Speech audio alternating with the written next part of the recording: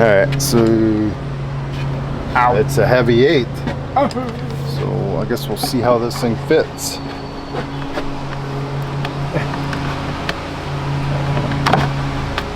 Ow. That was my finger. Oh man, don't get much better than that, does it? Nope. Is it as good as what I think it does? What do you think of that? Oh man. Now, I got a question. Weird obstacles around here. I got a question. OSHA says you got to have a handrail. But do you actually have to have a handrail if you have trees around you? To where... Maybe you can just fall into the tree. I don't know. Like, whack, whack. Also, do you really need a safety harness if you have someone else close enough to just grab onto? Yeah, but what if you don't trust them? So I'm over here. You guys see that window up there? So we got 3 down through there. Through Pella. That window is probably, not probably, he just sent me the quote on my rep. It's 55 on the sides. Now it's a double casement, so it swings out, but 55, and that goes through that's aluminum clad, so it's a full wood window. And then we're roughly 40 some inches wide. My cost is $12,300 or $12,400 per window. So we have 37 or 38,000 for those 3 windows.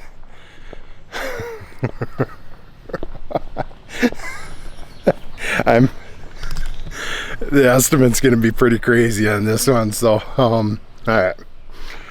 I may have to come up with a different alternative for windows right there, but this guy right here is like 2200, so it wouldn't surprise me that's a go on a couple of them, but not those sides.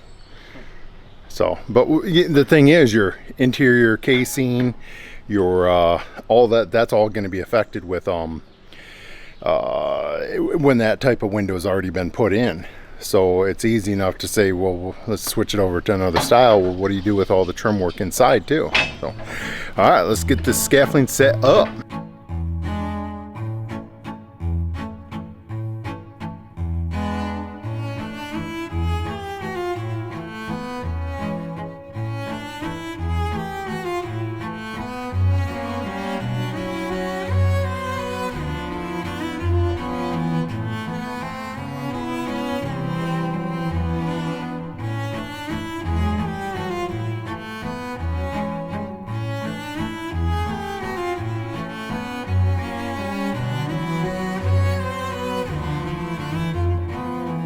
We have mixed feelings on these leaf guards because yes, they work, but you still have to clean them.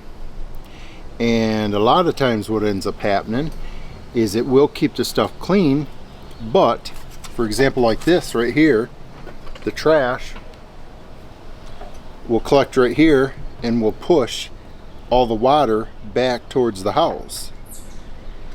There again, if you're not cleaning it, these will collect debris too. Yeah. So we wonder if this causes as much rot as not using them. Yep. So yeah, we hate dealing with them.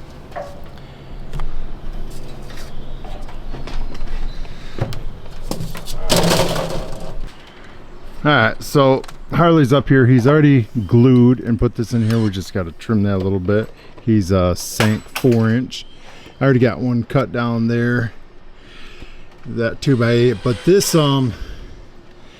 really is not, there's very little structure, and it's actually, we're further off scarfing in a section right there rather than cutting it and making a weak point, because if we come here and just attach right at that area, we really are not, we don't have much strength there. We'd actually have to go back 3-4 rafts. This one on an angle over here.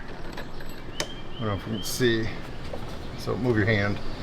So yeah, so actually the The rafters are right here and over here, so and this is probably a better way of going about doing it. All right, let's get at it. One thing I want to point out, it's not every day that you find something that fits so good. My dad cut this board. They were popping up in here. I gotta glue it, but it's kind of hard to show you guys and record this side. But anyways, it pops right up in there. It fits really good. And it's just funny because not every day do you get something that fits that good, that fast. Need some feedback here, guys. So where, I'm asking this question because I don't know. Where does a handyman start and a remodeler end? If you have, is it the size of the job? Is it, I mean, dollar amount? Is it, with this particular job right here, the homeowner came out and we were talking about it, and we were halfway done with the job, but they were saying something that they were, you know, pretty pleased the way it was going. By the way, we ended up doing 12 of these. That's a big house here. And a lot of scaffolding set up. We brought a lot more scaffolding because on some of the back portion of the house, it got a lot taller. So we ended up having, I don't know, 6-8 sets. I got a lot of scaffolding. So we can have several guys up there, but it's just Harley and I. But with that being said, it got me thinking when she said something about so-and-so handyman, and she corrected herself. She's like, well, you're not a handyman. I want you to know I don't view you as a handyman. And I appreciated she said that, but I didn't care. Because when I first started this channel, if someone were to refer me to as a handyman, I probably would have deleted it. And I've since changed, because something that's kind of changed my thinking is we are becoming such a narrow skill set line of workers that, yeah, I'm impressed some of the work that some guys do, but it's so narrow. I'm like, well, how could you not be skilled with what you're doing? Now, I know I'm automatically ticking some guys off, but, you know, what do they say? 10,000 hours, you should be a professional? And I really believe that. I haven't had people that work for me. If they can't get it by year 2 to where they're almost really getting good. I had some guys, or men and women, that just could barely count to 2. But you give them enough years, enough hours doing a certain line of work, and next thing you know, they're making you look, you're starting to think they're pretty professional at their job. Yeah, but that's getting back to typically your handymen do a lot of different lines of work. Good carpenter. And including some lines of work that they shouldn't be doing. But with that being said, what's your thoughts? Where does handyman? And I don't even know if this is a thing over in your, over in England and New Zealand, Australia. I don't know if this is a thing over there where handymans exist. It sure seems like we have a lot more of them here. Now I know we typically get into a lot larger jobs to where I think it would be past a handyman, but I don't know. Like I said, I don't know. I'll take the camera up there. I actually don't know where handyman starts and ends, and contractor starts and ends. So give me some feedback. Tell me where I'm wrong or right here. So yeah. All right, let's get to it. So the gutter was barely overlapped, and I'll take the camera up there. So we're going to reattach the gutter, but then we're going to go get some aluminum and overlap those corners and then cement it up, so try to stop this from happening again. Yeah, and what this does is essentially, if something happened like this down the road, it's going to slow it. It gives it another barrier of protection. It's very hard for something to rot if it has a layer of primer or paint on it. No, it's definitely going to slow it down. Right. Yeah. Right.